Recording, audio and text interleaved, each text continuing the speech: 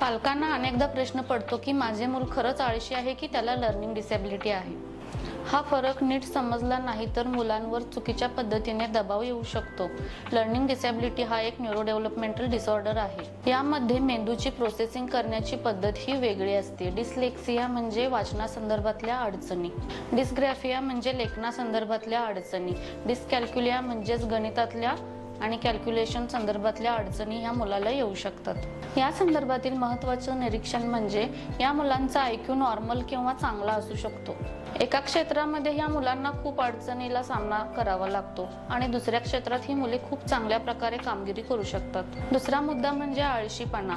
आळशीपणा हा एक बिहेवियर पॅटर्न आहे. यामागची प्रमुख कारणे म्हणजे जास्तीत जास्त स्क्रीन टाइम, मोटिवेशन कमी, सवयींचा अभाव आणि पालकांचे ओव्हर प्रोटेक्शन असू शकते.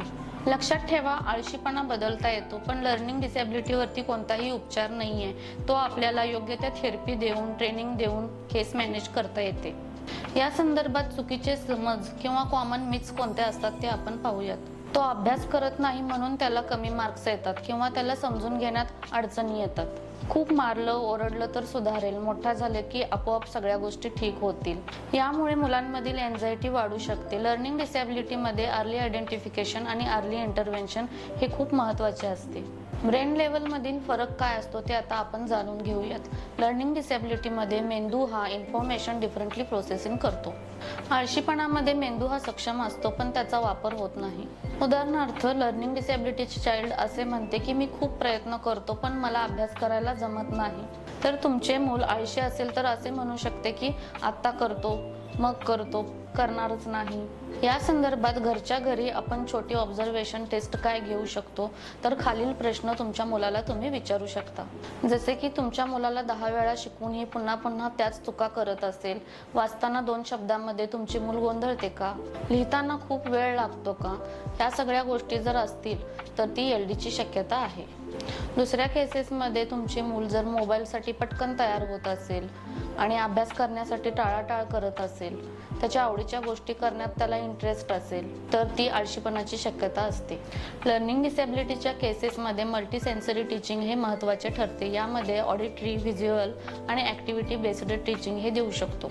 Phonic based reading, step by step instruction, repetition आणि रिइन्फोर्समेंट आपण मुलांना देऊ शकतो. उदाहरणार्थ, मुलांना अक्षरे शिकवताना आपण लिहिणे, बोलणे, पाहणे, स्पर्श करणे अशा पद्धतीने शिकवू शकतो. आळशीपणाच्या केसेसमध्ये आपण मुलांमध्ये पोमोडोरो टेक्निक यूज करू शकतो. मुलांमध्ये रिवॉर्ड सिस्टीम ठेवून त्यांना शिकवू शकतो. तुमच्या मुलाचे प्रॉपर व्हिज्युअल शेड्यूल बनवून ते स्ट्रिक्टली फॉलो करू शकतो. उदाहरणार्थ, आधी अभ्यास पूर्ण कर मगच मोबाईल मिळेल, अशा प्रकारच्या इन्स्ट्रक्शन आपण मुलांना देऊ शकतो. लर्निंग डिसॅबिलिटीच्या केसेसमध्ये मुलांमध्ये कोणता इमोशनल इम्पॅक्ट पडू शकतो तर ते फ्रस्ट्रेशनमध्ये जाऊ शकतात किंवा लो सेल्फ इस्टीम त्यांच्यामध्ये डेव्हलप होऊ शकतो. मी काहीच करू शकत नाही अशी भावना मुलांमध्ये येऊ शकते. तर आळशी मुलांमध्ये गिल्ट आणि कधीकधी केअरलेस ॲटिट्यूड आपल्याला पाहायला मिळतो. अशा केसेसमध्ये पालकांनी कोणत्या प्रकारची भूमिका घेतली पाहिजे तर आपल्या पाल्याची इतर मुलांची तुलना करू नये. त्यांच्यामधील स्ट्रेंथ्स ओळखा आणि त्या पुढे आणा. जसे की त्यांना ड्रॉइंग आवडत असेल, कोणाला मॅथमॅटिकल कॅल्क्युलेशन आवडत असेल, काही मुलांना पेंटिंग आवडत असेल, काही मुलांना रीडिंग, कॉम्प्युटर आवडत असेल तर त्या क्षेत्रामध्ये आपल्या मुलांना सपोर्ट करा.